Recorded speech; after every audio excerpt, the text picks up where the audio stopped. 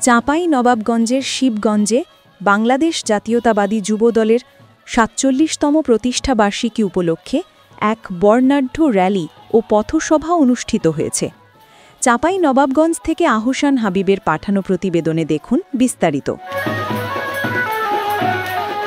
উপজেলা ও পৌর যুবদলের আয়োজনে বুধবার ২৯ অক্টোবর বিকেলে এ কর্মসূচি পালিত হয়। বিকেল ৪টায় উপজেলা ফায়ার সার্ভিস চত্বর থেকে বর্ণাঢ্য র্যালিটি বের হয় শিবগঞ্জ পৌরসভার প্রধান সড়ক প্রদক্ষিণ শেষে মহিলা কলেজ চত্বরে গিয়ে শেষ হয়। র্যালি শেষে অনুষ্ঠিত পথসভায় প্রধান অতিথি হিসেবে বক্তব্য রাখেন বিএনপির চেয়ারপারসনের উপদেষ্টা সাবেক সংসদ সদস্য ও বীর মুক্তিযোদ্ধা অধ্যাপক শাহজাহান মিয়া।